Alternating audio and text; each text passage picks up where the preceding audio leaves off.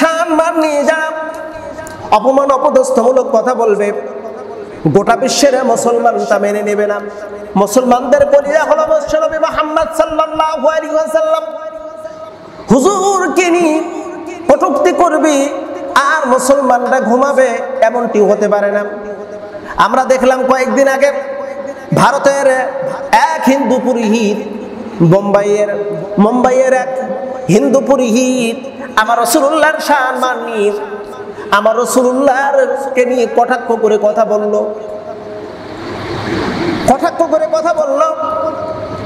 মুসলমানরা বিদ্রোহ করেছে।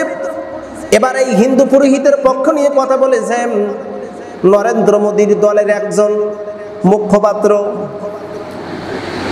আমরা অবাক হয়ে গেছি, এই নরেন্দ্র মোদীর এক মন্ত্রী ওই পুরোহিতের পক্ষে কথা বলল, মুসলমানদের বিরোধিতা করা শুরু করে দিল।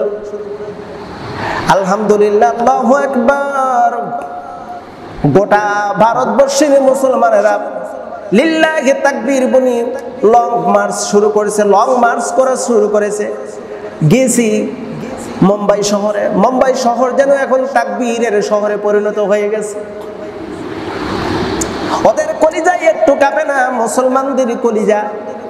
মুহাম্মদ সাল্লাল্লাহু আলাইহি সাল্লামকে নিয়ে কটূক্তি করার সাহস কত বড়, ওরা কোথায় থেকে পেল? ওরা তো জানে না। মুসলমান যদি জেগে যায় তাহলে ভারত ভেঙে টুকরো টুকরো হয়ে যাবে, এতে কোনো সন্দেহ নাই। আর মুসলমানদের ইতিহাস ভুলে গেছে,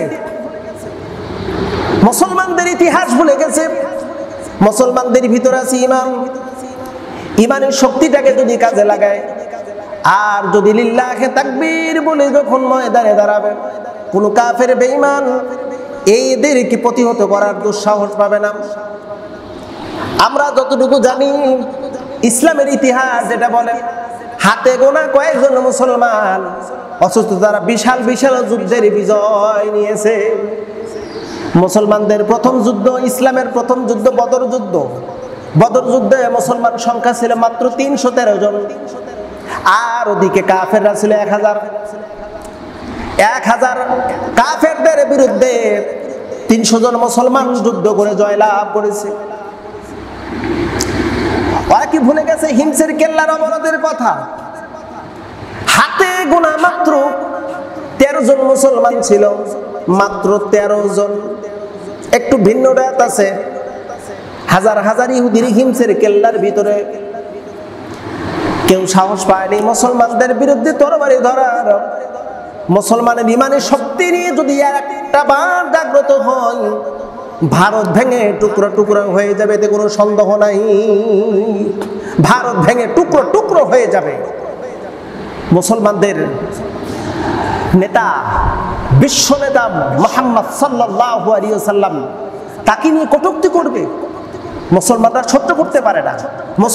যেই মুসলমানের কলিজার ভিতরে এক সরিষা পরিমাণ ঈমান আছে, ওই মুসলমান কখনো সহ্য করতে পারবে না মুসলমানদের নবীকে নিয়ে কটূক্তি করা। আমরা বুঝি না, মাঝে মধ্যে প্রায় দেখি, প্রায় বছরের মধ্যে একবার, দুইবার, তিনবার বিশ্ব নবীকে নিয়ে কটূক্তি করে এই ভারত থেকে।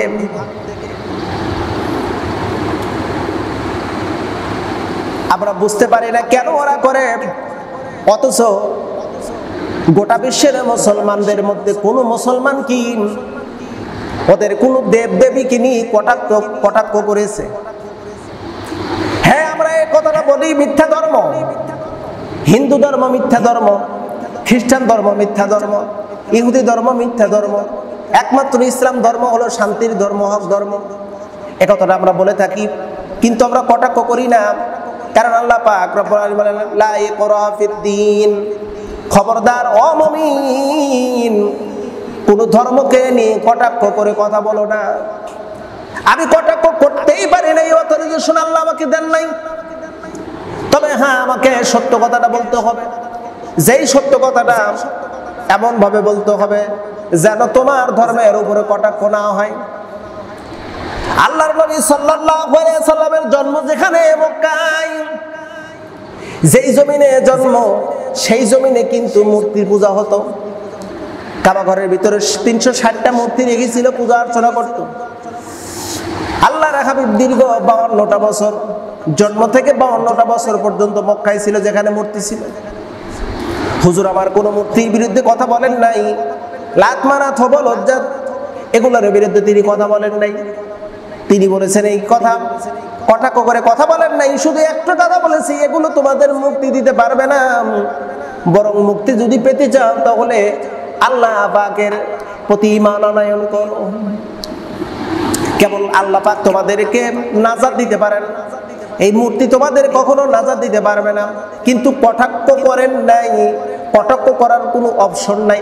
মুসলমানরা যেখানে তোমাদের বিরুদ্ধে কোনো প্রকারের কটাক্ষ করে কোনো কথা বলে না, তোমরা কেন বলো? তার মানে বোঝা যায় তোমরা হলো উগ্রপন্থী, তোমরা হলো সন্ত্রাসী, তোমরা উগ্রপন্থী সন্ত্রাসী। এটা প্রমাণ হয়েছে।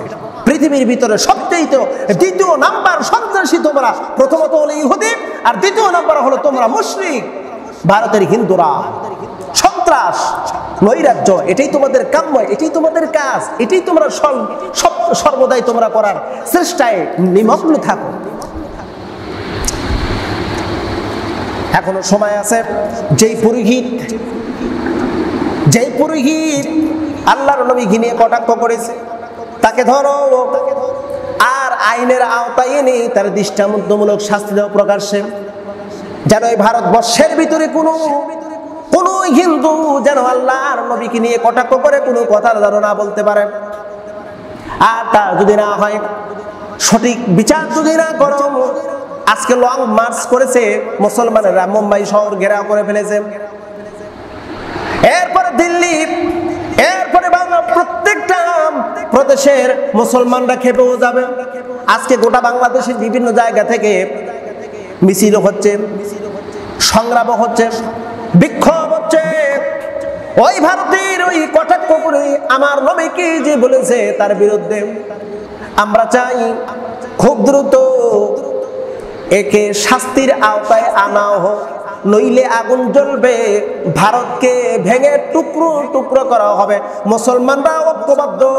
যদি তোমরা হিন্দুরা আল্লাহর নবী এমনকি ইসলামকে নিয়ে যদি কটাক্ষ করো, তাহলে শুনে রাখো, এই ভারতবর্ষ শুধু তোমাদের নয়, এই ভারতবর্ষে মুসলমানদের যা অবদান আছে, আজ পর্যন্ত 100 বছর পর্যন্ত হিন্দুরা সেই অবদানে পরিপূর্ণ করতে পারবে না। ভারতবর্ষে মুসলমানদের যা অবদান তা কোনো হিন্দুদের নাই, কোনো হিন্দুদের নাই। ভারতবর্ষের যা যা আছে সবগুলো হলো মুসলমানদের অবদান। অতএব আমরা এই কথাটা দীপ্ত কণ্ঠে বলতে চাই, রাসূলুল্লাহর বিরুদ্ধে কটূক্তি করে যেই পুরোহিত কথা বলল, তাকে ধরে আইনের আওতায় আনা হোক, নতুবা আমরা কিন্তু সহ্য করব না, আমরা মেনে নেব না।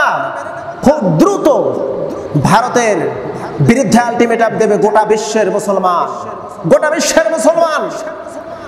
আমরা কতদিন দেখব? প্রায় দেখি তোমরা যে সংগ্রাম করো, রাসূলুল্লাহর বিরুদ্ধে কটূক্তি করে কথা বলো, এটা কিন্তু আমরা প্রায় দেখি। কেন এমনটি হয়?